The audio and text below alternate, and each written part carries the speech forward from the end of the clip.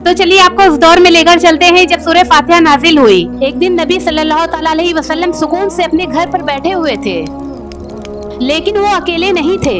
उनके साथ थे फरिश्तों के सरदार हजरत जिब्राइल अलैहिस्सलाम। माहौल एकदम खामोश था। फिर अचानक से आसमान से एक आवाज आई। ये कोई बिजली वगैरह की आवाज नहीं थी, ये तो ऐसी आवाज थी कि जैसे आसमान का कोई बड़ा दरवाजा खुल रहा हो। या अल्लाह, ये कैसी आवाज है? फिर जिब्राइल अलैहिस्सलाम ने नबी सल्लल्लाहु ताला अलैहि वसल्लम की तरफ देखा और एक राज बताया। या रसूल अल्लाह, क्या आपने इस आवाज को सुना? ये आसमान का वो खास दरवाजा है जो आज खुला है। उस दरवाजे से निकलकर एक फरिश्ता जमीन की तरफ आने लगा, और ये एक ऐसा फरिश्ता था जो आज से पहले कभी जमीन पर उतरा ही नहीं था। वो नबी सल्लल्लाहु ताला अलैहि वसल्लम से बोला, अस्सलामु अलैकुम या रसूल अल्लाह, खुशखबरी हो आपको दो नूर की, ऐसे दो नूर जो आपसे पहले किसी को नहीं दिए गए। पहला नूर फातिहतुल किताब और दूसरा नूर सूरह बकरा की आखिरी आयत। अल्लाह ताला ने सूरह फातिहा नाजिल करने के बाद बशारत के लिए एक अलग फरिश्ता भेजा। अब आप ये तो मान गए होंगे कि ये सूरत नूरानी है। चलिए आपको ये बताते हैं कि इस सूरत को अशिफा क्यों कहा गया है।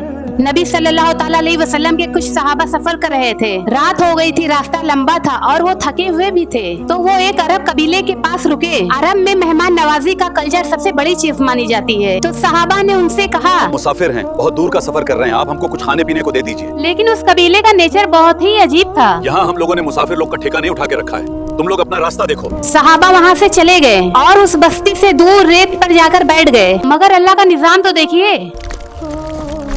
अभी थोड़ा ही वक्त गुजरा था कि उस कबीले के सरदार को एक बिच्छू ने काट लिया।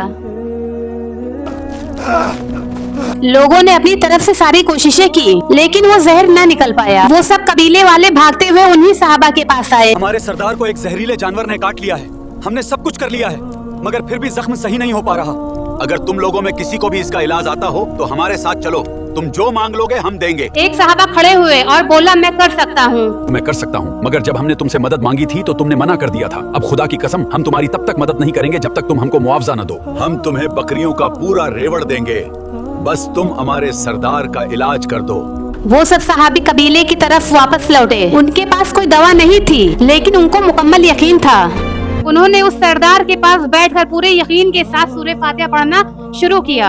अल्हम्दुलिल्लाहि रब्बिल आलमीन अर्रहमानिर रहीम मालिकी यौमिद्दीन। और वो सरदार ऐसे उठकर खड़ा हुआ कि जैसे मानो उसको कोई चोट ही नहीं लगी।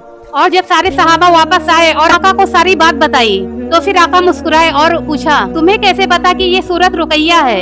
आका का इस सवाल को पूछना ये साबित करता है कि ये सूरत अशिफा है।